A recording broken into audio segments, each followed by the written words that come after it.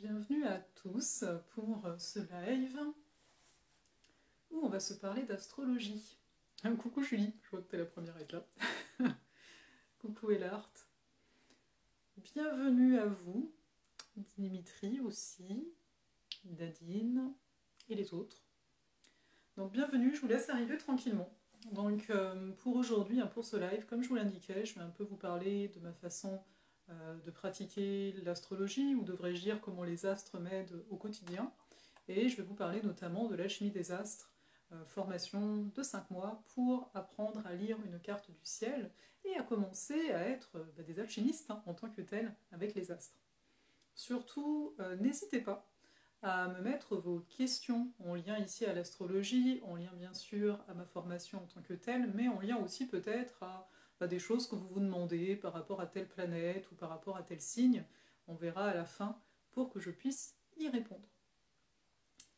Donc déjà, j'espère que vous m'entendez bien, comme d'habitude. On fait une petite vérification, parce qu'il ne faudrait pas partir comme ça. Hop. Donc dites-moi si vous m'entendez bien, tout simplement. Vous me dites ok, c'est beau, ça va le faire. Bon, il n'y a pas de raison, mais je demande. Voilà. En tout cas, j'espère que vous allez bien. En ce mois de décembre qui est très capricornien, j'ai envie de dire, il y a déjà des énergies de retrait, des énergies où on a envie d'être dans notre coin. Merci Julie. Merci Florence. Donc voilà, j'espère que ça va bien. J'ai aussi conscience que c'est une partie de l'année où on peut avoir la sensation que tout se joue avant le 25. Voilà, comme s'il fallait tout finaliser, donc c'est un mois qui, à chaque fois je me dis, mais le mois de décembre est un mois plus court que les autres à cause de ça, parce que normal, on veut tous finir au plus tôt, quoi. Donc bon, vous pourrez me dire comment vous allez si vous en avez le goût. Alors, plongeons dans le vif du sujet, plongeons dans les astres en tant que tels. Donc petit rappel, pour ceux qui ne le savent pas, ou qui n'ont pas vu passer les dernières stories, je suis tombée dans l'astrologie à mes 7 ans. Donc oui, c'est très jeune. Il y avait un livre qui traînait par là. D'ailleurs, je vais vous le montrer, j'avais pas prévu là, mais... Donc le livre qui traînait par là, attention, c'est très très général, remettons-nous dans le contexte. C'était dans les années 90. C'est ça. Alors, c'est votre horoscope, c'est ça qui est écrit dessus, donc il est tout... il était déjà comme ça à l'époque, je veux dire, il avait déjà pas trop fière allure. Donc voilà, c'est un gros livre généraliste d'astrologie, mais j'avais 7 ans. Et j'arrive là-dedans, donc j'ai 7 ans, je suis bélier, donc je commence, ça tombe bien, c'est le premier signe du zodiaque, donc vous voyez un petit peu ce côté comme ça, des anciennes choses. Et donc j'arrive, et il y a quoi? Je vais pas vous faire tout le bouquin, rassurez-vous, mais il y a écrit, voilà, le caractère du bélier. Donc là, il y a tout un petit descriptif. La moralité, le comportement, soit. Et puis ensuite, on a des parties sur l'homme bélier, la femme bélier, avec un aspect physique, l'amour, etc. Alors je dois vous avouer que la femme bélier, déjà à l'époque, je faisais une tête de plus que mes camarades, et l'aspect physique, de taille moyenne. Son apparence est délicate, mais elle est au contraire résistante à la fatigue physique et morale. Ses yeux sont souvent foncés et pénétrants, son regard intelligent. Enfin bon bref, vous voyez un peu le style décrit. Donc c'est assez comique en fait. Mais à l'époque, voilà, je découvre ça, donc je me dis bien qu'au niveau du physique, ça va pas le faire, je veux dire... limite, on se ressemble pas tous, parce qu'on est bélier, qu'on va tous avoir la même tête, on s'entend, ça marche pas comme ça. Pareil pour le caractère, pareil pour le métier, etc. Mais voilà, je découvre l'astrologie avec un petit bouquin comme ça à 7 ans, et à la même époque, on m'inscrivait à la bibliothèque municipale, et même si vous voulez, il y avait 2 sections, il y avait la section enfant, il y avait la section adulte, et moi j'allais discrètement dans la section adulte pour trouver l'astrologie, vu qu'il n'y en avait pas version enfant à l'époque. Je pense qu'aujourd'hui il y a de tout, mais à l'époque, on faisait avec ce qu'on a. Mais donc tout ça pour dire que voilà, je suis tombée dedans très jeune et j'ai accentué ma pratique de façon autodidacte, assez naturellement. C'est pour ça que j'ai tendance à dire, étant donné que j'ai commencé tôt, je pense, que l'astrologie est comme une langue maternelle pour moi. Ah ouais, Florence, très cliché, déterministe à l'époque, mais totalement. Mais c'est amusant en fait, c'est vraiment amusant et je vois qu'on a quand même fait du chemin. Sauf qu'on regarde encore les horoscopes dans les magazines. Ça n'a pas trop fait de chemin, mais bon, c'est pas grave. Il y a une forme de... Il y a un côté pérenne dans les horoscopes, tu vois, c'est le truc que tout le monde te dit, c'est n'importe quoi, mais le truc il existe toujours, et les magazines le mettent toujours, alors je me dis, bon, c'est du divertissement, bref. Mais donc, ouais, j'ai poursuivi, et pour moi, c'est l'astrologie qui était naturelle, c'est-à-dire qu'à l'époque, bah oui, j'ai regardé la numéro, ok, je comprenais, nanana, j'ai regardé les tarots, soit, mais voilà, j'accrochais avec l'astro, bon, ça s'explique pas vraiment, sauf avec le thème de naissance, en fait, ça s'explique, vu que ça viendrait d'ailleurs, hein, n'est-ce pas? Bref. Et ce qui était donc marrant à l'époque, à mes 12 ans, c'est que quand on me disait qu'est-ce que tu voulais, enfin qu'est-ce que je voulais faire dans la vie, hein, n'est-ce pas, la fameuse question, tu veux faire quoi, hein, pas être quoi dans la vie, faire quoi, très important.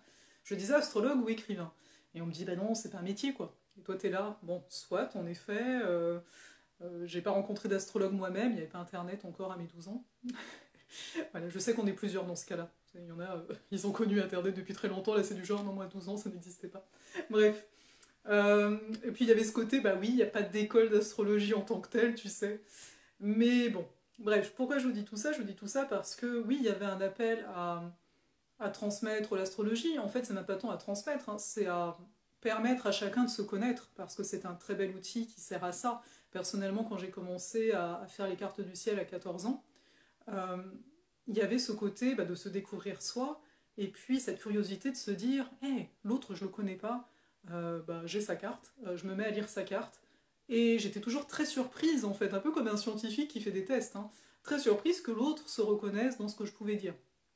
Mais en même temps, je me suis dit, mais waouh, mais c'est génial, parce que, ben, pour vous dire, hein, à l'époque, je ne savais pas quoi faire. Étant donné que je voulais être astrologue, on m'a dit que c'était un métier, je savais pas quoi faire. Mais je voyais ma carte du ciel, et j'étais là, bon, t'as la maison 10, une maison qui va nous parler, entre autres choses, hein, de la vocation en tant que telle, qui est, enfin, qui n'est pas en Gémeaux, mais bref, j'ai du Gémeaux dedans, et j'ai la planète Vénus dedans. Et le Gémeaux, entre autres choses, parle de communication. Et à l'époque, je m'étais dit, ok, le thème te parle de communication, toi, t'es quelqu'un de timide, va, va, donc j'étais à l'université en communication, parce que je me suis dit, ça me fera parler, vous voyez. Basile, merci pour le bouquin. Donc oui, donc j'ai été à l'université en me disant, t'es timide, dans ton thème, il y a quand même écrit qu'il y a de la communication dans l'histoire, donc va là-dedans. Et c'est ça qui est assez amusant, c'est que quelque part, en astrologie, on va dire qu'il n'y a rien de déterminé. Mais il est vrai, vous le voyez aujourd'hui, la communication est quelque chose bah, qui fait partie de mon métier et qui fait partie de moi. Je suis quelqu'un qui adore dialoguer, etc. Sauf qu'à l'époque, hein, j'avais une vision, bah, vous savez, rappelez-vous quand vous aviez 14 ou 16 ans, nos horizons, nos horizons, je crois pas qu'on fasse la liaison, étaient beaucoup bah, par rapport à notre environnement. Donc on avait du mal, enfin sincèrement à l'époque, aujourd'hui n'importe qui pourrait dire oui je vais être influenceur, oui je vais faire de la sophrologie. À l'époque, je suis désolée, non, ça n'existe, l'option n'existait même pas d'être entrepreneur, enfin à moins que tu avais quelqu'un dans ton entourage, etc. À l'époque ça n'existait pas. Donc tout ça pour dire que malgré tout, bah, j'avoue que j'avais chopé une information qui est vraie, mais j'avais pas pu voir tout son potentiel. Et c'est ça qui est beau avec notre thème de naissance, c'est que bah, je remarque à quel point bah, plus on évolue nous, plus on remarque que les planètes, en fait, ben oui, ça concorde aussi, ça concorde différemment, mais des formes qu'on ne pouvait pas voir par rapport à la vision qu'on a aujourd'hui. C'est-à-dire que là, personnellement, il y a plein de choses que j'ai apprises sur les planètes encore plus qu'avant, parce que bah normal, hein, j'ai vécu. Et je me dis, mais en même temps, allez, dans 2 ans, dans 3 ans, dans 5 ans, il y a de fortes chances qu'un même aspect dans ma carte du ciel, je me mets à le voir encore différemment. Et c'est ça que je trouve génial parce que ça nous montre à quel point ici l'astrologie est en reliance avec l'évolution de chacun. On ne peut rien finalement voir dans une carte qu'on ne voit déjà en nous, d'une certaine façon. Je ne sais pas si vous me suivez. Mais il y a un peu, il y a un peu ce type de relation-là. Bon, pour vous finir l'histoire, hein, parce que peut-être que vous êtes curieux, à part ceux qui connaissent l'histoire, il faut voir aussi que depuis que j'ai 14 ans, je veux venir vivre au Canada. Là, ça fait 8 ans que je vis au Canada. Et à l'époque, dans 14 ans, pareil, toujours, je vous remets le contexte. Hein, Internet, il y avait des balbutiements, mais bon, il n'y avait pas toutes les ressources qu'on a aujourd'hui en ligne, même si on pouvait y accéder, vous savez, avec le petit modem, limité à 20 heures, 50 heures, enfin bref, qui fait du bruit. Il y avait rien encore, c'était pas construit. Mais donc à l'époque, je voulais venir. Et ce qui est marrant, c'est que, bon, je sais plus, peut-être à 20 ans, je dis n'importe quoi, ou peut-être un peu avant, c'est que j'avais regardé la fameuse crise de la trentaine. Je ne sais pas si vous savez, mais astrologiquement parlant, les grands cycles de vie, on les retrouve par rapport au cycle des planètes. Et notamment, la crise, entre guillemets, de la trentaine, c'est entre 28 et 32 ans, et c'est le retour de Saturne. Et par rapport à ma carte du ciel, je m'étais dit, waouh, le retour de Saturne, ce sera vraiment génial. Je ne savais pas ce qui allait se passer, mais je me disais, vu la configuration, c'était pas quelque chose qui m'effrayait, mais au contraire, je me disais que ça allait être chouette. Et en fait, c'est à cet âge-là, à 30 ans, que je suis venue vivre au Canada. Donc j'ai trouvé ça assez marrant de me dire, tu vois, par rapport à ça, t'avais bien perçu, entre guillemets. Donc, sans pour autant mettre une forme, vous voyez ce que je veux dire? Je m'étais dit, ça va le faire. Encore une fois, ça va le faire ou pas, ça va toujours dépendre de la personne. Donc, mais bon, à l'époque, voilà, pour moi, j'étais tellement, je pense, dans un enthousiasme de dire ça va être génial à 30 ans, que oui, d'autant plus que j'ai pu aller vivre au Canada, chose que je voulais faire depuis longtemps, sans trop savoir comment j'allais le faire. C'était plus une intuition ici qu'autre chose pour cette information-là. Mais donc, par après, donc j'étais en communication, soit je suis devenue chef d'équipe, soit... Et puis c'est en débarquant au Canada que j'ai commencé le blog Voyage au cœur des astres, où j'écrivais sur les nouvelles et pleines lunes en me demandant comment tu pouvais écrire en fait sur des énergies globales. Moi je faisais des thèmes de naissance d'une personne, ok, mais là tu écris et ça touche plein de gens, c'était une découverte chez moi parce que y a une part de moi qui se demandait comment ça pouvait être possible en fait, tout simplement. Bref. Et donc au début j'étais massothérapeute, j'ai appris le massage, je ne sais pas si vous le savez ça. Il y avait un besoin de revenir au corps, je pense, avec les énergies que j'ai en taureau dans ma carte. Et puis, la vie, on va dire, a appelé à l'astrologie. Finalement, c'est ce que je disais à mes 12 ans, que je voulais être astrologue et là, astromage, n'est-ce pas? Et voilà, et au fur et à mesure, les choses se sont faites. C'est en 2018, toutefois, ça a mis un peu plus de temps, donc il y a 4 ans maintenant, que j'ai lancé l'alchimie des astres, dont je vais vous parler là. Alors c'est super beau, l'alchimie, je veux dire...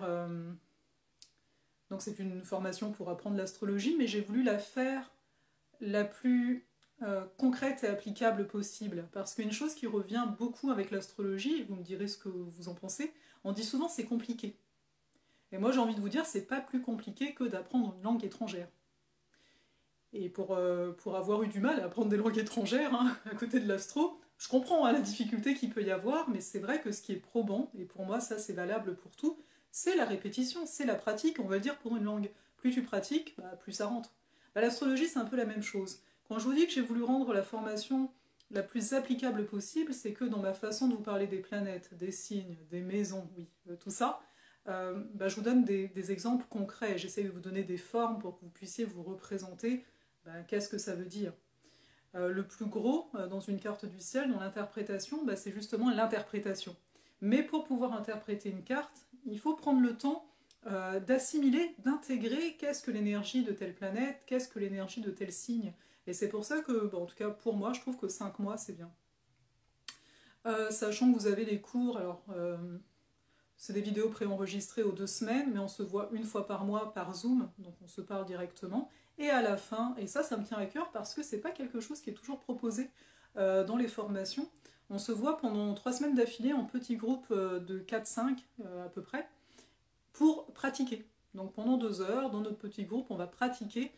Donc je vais être là pour vous observer, ça fait bizarre à dire, mais voilà, vous allez interpréter. Et moi je suis là, mais les autres sont là aussi pour vous aider. Il n'y a pas une notion d'examen, on n'est pas là pour se mettre la pression. Et au bout des 5 mois, vous pouvez interpréter une carte, mais bien entendu, au-delà du cours, le tout c'est de bouquiner sur l'astro. Personnellement, quand je suis tombée dedans et compagnie, j'étais à fond dedans. J'arrêtais pas, je faisais que de l'astro. Bon, on s'entend. Là, les cours sont donnés aux 2 semaines parce qu'on a une vie à côté. Et pas de souci, vas-y. On a vraiment une vie à côté et je voulais pas quelque chose d'intense. Et puis, il faut intégrer.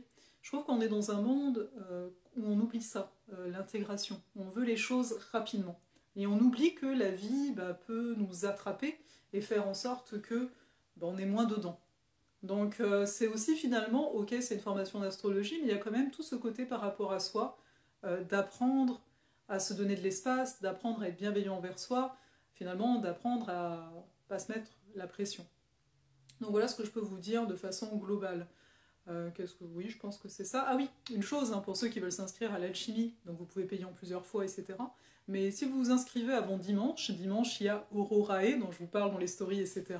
C'est un atelier de 4 heures, on va se parler de Vénus rétrograde, Vénus conjoint Pluton, Jupiter en poisson, mais aussi on va prendre le temps de célébrer le solstice, donc on va aussi faire un travail d'introspection par rapport à nous, par rapport à cette année, etc. Donc pour ceux qui s'inscrivent d'ici dimanche, vous allez avoir accès à Aurorae voilà, dans la foulée. Donc si vous en avez envie, je vous le dis. Voilà. Donc j'avoue que j'ai présenté les choses assez rapidement, mais ça me ressemble, on va dire. Je pense qu'il n'y a pas besoin de forcément beaucoup, sauf pour ceux qui auraient des questions spécifiques, et là je suis là pour ça. Mais au-delà de ça, de quoi on peut se parler? Parce que là finalement, quel exemple je peux vous donner? Oui, à quoi ça sert les astres, hein? Les astres, tout simplement, là par exemple dans mon quotidien, bah, je vais pouvoir me rappeler par moment, par exemple, je sais pas, je m'ennuie. Ça peut arriver. Je vais me dire, oh, je m'ennuie, il y a telle chose que voilà. Et là, je me rappelle, ah, c'est tel aspect de ma carte qui est en train de parler. Ok, est-ce que cet aspect de ma carte peut avoir la parole? Par exemple, ma Vénus en Gémeaux va aimer les surprises, va aimer le mouvement. Et dernièrement, il n'y a pas beaucoup de ça. Donc moi, j'essaye de m'en apporter. Mais bah, le quotidien, avec le fait qu'on ne peut pas forcément bouger et compagnie, bah, ça peut être lourd pour ma petite Vénus en Gémeaux qui aime bien s'amuser. Donc c'est aussi pour ça que naturellement, il faut bien voir ça, je ne suis pas en train de penser à ma Vénus tout le temps, mais c'est pour vous donner un exemple. Quand d'un coup, là, je vous ai posé en story plein de petites questions, là, des petits jeux, ça c'est ma Vénus Gémeaux qui est en train de s'exprimer, parce que c'est genre, bon, allez, amusons-nous, faisons comme on peut, etc. Donc, le fait de savoir ça, que c'est une partie de moi, ben, il y a une plus grande facilité à ne pas se juger. En règle générale, l'astrologie permet d'être dans le non-jugement, parce qu'on a conscience qu'on n'a pas du tout on n'a pas du tout les mêmes cartes du ciel, et même si on avait la même carte du ciel, on la vivrait pas forcément de la même façon. Ça, c'est des petites subtilités. Donc c'est pour ça que je trouve que ça offre une plus grande ouverture envers l'autre et une plus grande bienveillance envers soi. Après, c'est comme tout, hein, par rapport à ces domaines, on n'est pas là pour s'excuser, hein, parce que des fois on peut donner cette impression de dire non mais oui, je suis grognon parce que j'ai ma lune en cancer. C'est pas dans l'excuse, c'est plus pour moi qu'on le fait de nommer ça, bah, j'avoue que ça fait que ça vient comme ancrer, intégrer cette lune cancer, bah, ça peut se matérialiser par le fait d'être un peu bougon. Mais après, bah voilà, on peut être bien bougon, et c'est correct, on a le droit. Ou au contraire de se dire, bah ouais, mais bon, là t'as pas envie d'être comme ça, tu vois bien que ça ne te fait pas du bien au niveau des pensées que tu vas avoir, etc. Donc on va faire en sorte d'un petit peu bouger les choses. Donc je trouve que ça aide beaucoup, donc, comme vous le comprenez, à naviguer, à se définir, non pas pour avoir une image de soi fixe, mais au contraire, quand on connaît, entre guillemets, hein, ses limites, on va le dire ainsi, eh bien ça nous permet de savoir de quoi je suis capable ou pas, de quoi j'ai envie ou pas. Parce que des fois, c'est pas forcément clair, mais quand on a des petites bases, ça peut nous aiguiller. Alors Flo, tu dis, as-tu des connaissances en astro-ayurvédique? Quelle différence avec l'astro traditionnel? L'astro-ayurvédique indienne, c'est l'astrologie védique. Donc non, j'ai pas de connaissances là-dedans. Enfin, j'ai lu un petit peu. Donc la différence, c'est que l'astrologie védique va s'appuyer sur les constellations, tandis que l'astrologie traditionnelle, elle s'appuie sur un zodiaque dit symbolique. D'où le fait que non, on ne considère pas de 13e signe, d'où le fait que non, on ne considère pas finalement le déplacement qu'il y a pu avoir au niveau du zodiaque, etc. Donc on est dans du symbole, je peux y revenir juste après. Tandis que l'astrologie védique, elle s'appuie sur les constellations en tant que telles, et elle n'utilise que 7 planètes. Les 7 planètes visibles jusqu'à Saturne, visibles à l'œil nu, comme c'était le cas avant pour la traditionnelle. Voilà. Donc j'ai pas forcément d'avis à donner, c'est-à-dire que bah, chacun va se sentir attiré par une astrologie plus qu'une autre. C'est comme il y a plusieurs types de courants hein, astrologiques en tant que tels, c'est-à-dire d'approche, on pourrait le dire ainsi. Mais ça, c'est vraiment personnel à chacun. À un moment, je m'étais tournée hein, vers la védique, dans le sens, j'ai bouquiné un petit peu, j'ai été voir un astrologue védique, mais ben, ça ne m'a pas révolutionné par rapport à ce que je savais, par rapport à l'astrologie que je pratiquais déjà, et ben, il n'y a pas eu d'accroche. Il y a une partie de moi intellectuelle qui aurait voulu, parce qu'il y avait un côté, oui, mais ça suit les constellations, c'est quand même chouette, non? Et en plus, j'aime beaucoup l'Ayurveda, donc il y a une partie de moi qui est là, tu veux pas te forcer? Mais ça ne marchait pas. Voilà, alors est-ce que c'est parce que j'ai commencé la traditionnelle depuis très longtemps et que voilà, mais voilà. Donc c'est ça que je peux te dire. Pour revenir à la traditionnelle, hein, au niveau du fait qu'on parle de zodiaque symbolique, c'est simplement qu'à l'époque, c'est comme si on avait trouvé les 12 énergies astrologiques, hein, les signes du zodiaque, et pour les nommer, bah, à ce moment-là, hein, au temps des Chaldéens, etc., en regardant le ciel, bah, ça tombait au niveau des constellations qu'on connaît. Donc ce zodiaque symbolique a pris le nom des constellations, mais n'est pas rattaché. C'est vraiment ça la différence. Et ce que j'aime beaucoup dans la notion de symbole, c'est que ça vient unir. En général, le but du symbole, c'est d'unir. Donc on pourrait dire ici que le but de l'astrologie, c'est d'arriver à nous unir en nous-mêmes. Tandis que le diable, hein, ce serait un peu ici l'opposé, va venir séparer. Donc c'est pour ça qu'on est dans un monde normal, duel, et même quand on parle d'énergie, que ce soit astrologique ou pas, on va souvent dire le point positif, le point négatif, mais de bien voir que finalement, cette notion de négatif-positif, ça va dépendre, toi, comment tu te sens avec à ce moment-là. Je veux dire, en étant bélier, d'un côté, je vais sentir cette force qui permet d'oser, cette force qui permet d'avancer, cette force qui nous permet de découvrir chaque jour d'un air nouveau. Il y a une notion d'émerveillement dans le bélier.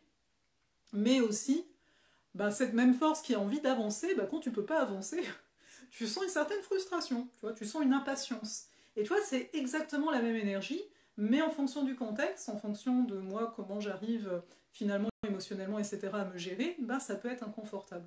Donc, quoi qu'il en soit, l'astro nous donne finalement des indications, hein, et c'est à nous, toujours, on a toujours ce libre arbitre de se dire, ok, j'ai ces indications-là, comment elles peuvent me servir, et surtout, en fonction des contextes, comment moi je peux faire pour désamorcer ce qui ne me conviendrait plus. Par exemple, voilà, comme je donnais l'exemple, là, je me sens impatiente, c'est à moi de me ramener. Je veux dire, là, au niveau, à ce niveau-là, émotionnel, etc., l'astro nous dit, oui, en ce moment, tu as un transit de je ne sais quoi, mais tu as toujours, toi, le choix, comment tu vas te sentir émotionnellement parlant. Après, il est clair que la compréhension, en tout cas à mon sens, est d'une grande aide, hein, en règle générale. En tout cas pour moi. Après, je pense que ça va dépendre aussi de chacun. Personnellement, quand je comprends que, c'est plus facile de me détacher de l'émotion ou de la situation, etc. Donc voilà. Flo, en fait, non, comme je viens de le dire, la traditionnelle, elle, c'est pas qu'elle n'est pas à jour, elle n'a jamais été en lien aux constellations. Elle a toujours été en lien à du symbolique. Et quand on parle de symboles, on parle d'énergie, qui sont nourries depuis très très très longtemps. Donc c'est pas du tout comparable. La personne qui essaierait de comparer les deux, elle peut, mais il n'y a rien qui va en tirer. Je veux dire par là, pour moi, tout est une histoire d'affinité et de connexion. Ce que je veux te dire là, c'est est-ce que tu es dans ta tête ou est-ce que tu es dans ton être? Parce que, comme je disais, hein, moi-même, ma propre tête, elle aurait bien voulu, mais finalement, pourquoi? Parce que ça fait plus propre, chacun aurait ses raisons, hein. C'est plus propre. T'aimes l'Ayurveda, si tu veux de l'astrologie ayurvédique, ce serait mieux, quoi. Mais mieux pour qui? Pourquoi? Pour l'apparence, finalement. Pour l'apparence, la forme que moi j'ai des choses. Mais dans les faits, non. Donc, pas du tout. Les deux sont tout aussi anciennes. Il faut voir que l'astrologie a plus de 5000 ans.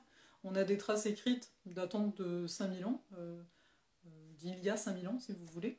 Mais en fait, avant, et comme beaucoup de choses, hein, c'était transmis oralement.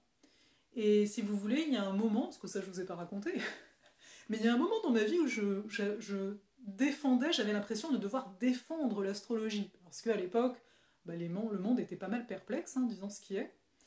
Et à un moment, j'ai pris conscience de me dire, mais c'est une dame de plus de 5000 ans. Qu'est-ce que tu es en train d'essayer de défendre? Non, tu peux t'appuyer dessus. Dans le sens où, moi je veux bien hein, que les gens croient que c'est pas vrai, que si, que ça, enfin je veux dire, ça c'est une perception finalement, parce que moi je cherche pas à ce que ce soit vrai, je vois juste, ok, en application, comment ça m'aide. Hein. Mais à un moment, quand quelque chose existe depuis si longtemps que ça, malgré tout ce qui s'est passé dans l'histoire, tu te dis, bon, voilà, ça a quand même du poids, quelque part. Et c'est valable pour d'autres... Moi j'aime bien voir ça comme des arts, hein, donc comme d'autres arts. Voilà. Alors je ne sais pas si vous avez des questions qui vous viennent, ou pas du tout.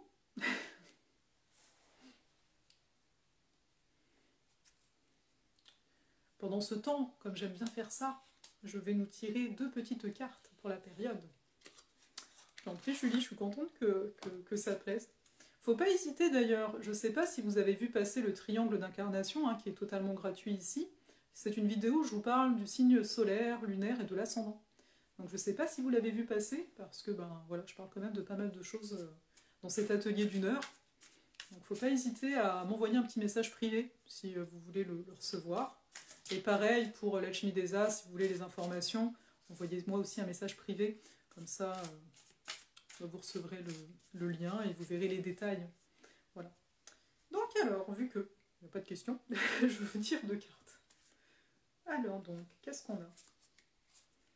Ah oui quand même. Ah ouais, c'est 2 choses totalement... On est beaucoup dans les bâtons. Alors dans les bâtons, à l'heure actuelle, ça travaille fort, je pense, pour beaucoup d'entre vous en tout cas. On a à la fois le 10 de bâton et le 4 de bâton. Je vais vous montrer une par une. Donc là, c'est le 10 de bâton. Et là, c'est le 4 de bâton. Donc pas du tout la même ambiance. Le 10 de bâton va venir nous parler d'une fin de cycle où on n'en peut plus, où on est assez épuisé. Donc peut-être que... À voir si les 2 cartes sont pour vous ou si une carte va vous parler plus qu'une autre. Hein. Mais donc on est vraiment une notion de fin de cycle. On a tout donné. On est peut-être encore en train de donner encore plus et ça devient particulièrement fatigant. C'est possible aussi. Et puis le 4 de bâton, il y a une notion de repos. Il y a une notion de profiter de nos proches, profiter d'activités qui nous font du bien. Donc moi je verrais beaucoup plus, peut-être les deux, hein, comme je le disais en début de live, on est dans un moment où voilà, il faut tout finir maintenant, etc. Donc on peut porter pas mal de choses. Et ensuite, bon, en tout cas on le souhaite, là, on va pouvoir se déposer. Après, encore une fois, ça va dépendre de chacun. Alors, bah là-dessus, s'il n'y a toujours pas de questions, je vais vous laisser. Ça m'a fait plaisir d'être avec vous. N'hésitez pas, je ne sais pas si vous avez vu passer aussi, je vous ai mis la vidéo de Lune sur YouTube hein, par contre, mais n'hésitez pas à aller voir ça si ça peut vous intéresser. Et sinon, bah, je vous dis à la prochaine petite story, au prochain post, peut-être à dimanche hein, pour certains. Ah, Florence, toi qui connais bien l'énergie du bélier, comment interpréterais-tu un milieu du ciel en bélier globalement? Alors, il faut voir où est Mars, je te le dis tout de suite Florence, hein, ça va te donner des indications, mais globalement, milieu du ciel bélier, c'est un travail où tu es soit indépendant, soit tu es meneur, tu leads, tu guides. Peut-être changer beaucoup de métier, parce que le bélier peut avoir un côté j'aime les choses nouvelles, et dès que c'est plus nouveau, je m'ennuie. Donc on peut avoir du mal aussi à garder quelque chose. Il y aurait une notion de justice aussi. Donc après, la forme, ce sera ici à toi de voir, hein, parce qu'on a chacun nos filtres. Mais il y a aussi une notion d'amener la justice, de garder la justice. Alors Mars ne peut pas être en Vénus. Là, vous êtes plusieurs. Soit Mars est conjoint à Vénus, mais Mars peut pas être conjoint... Enfin, tu vois, il faut un signe. Ah voilà, Vierge, merci. Mais il faut voir quelle maison, en fait. Mais là, tu vois, déjà, avec Mars en Vierge, on voit qu'il y a un côté pointilleux. Il y a un côté d'être dans les détails. Ou d'être au service, aussi. Hein. Mars Vierge aime être au service. Voilà. Et toi, Lady Marie Tarot, Mars en Bélier, milieu du ciel... Donc, soit peut-être que le professionnel est un endroit de compétition. Le Mars Bélier peut chercher une forme de compétition, surtout au milieu du ciel. Après, il peut y avoir vraiment cette tendance à avoir l'impression qu'il faut faire des efforts dans le métier, qu'il faut lutter. Sur un Mars Bélier, il faut lutter pour exister, etc. Il y a peut-être un poids comme ça. Mais après, c'est clair qu'il y a beaucoup d'activités. Mars en maison 10, on travaille bien. Mais encore une fois, vu que c'est en Bélier, il y a ce côté peut-être avoir du mal à amener les choses jusqu'à leur terme. Voilà. Bon, bah je vous laisse là-dessus. Et encore une fois, n'hésitez pas à me contacter si vous voulez des infos sur ce que je fais. Je sais qu'actuellement, je fais beaucoup de choses. Enfin, j'en propose beaucoup. C'est surtout ça. Mais bon, bah voilà, moi je suis bélier, j'ai une énergie bélier. Quand ça vient, c'est le jaillissement. Le symbole hein, du bélier, hein, c'est un jaillissement hein, pour info. Voilà. Donc, n'hésitez pas à me contacter. Je pourrais vous indiquer qu'est-ce qui se passe ou quoi. Il y a toujours mon site internet qui va être mis à jour, mais où il y a quand même les informations au besoin. Donc voilà, là-dessus je vous laisse. Et au plaisir, qui sait, de vous accompagner à l'alchimie des astres.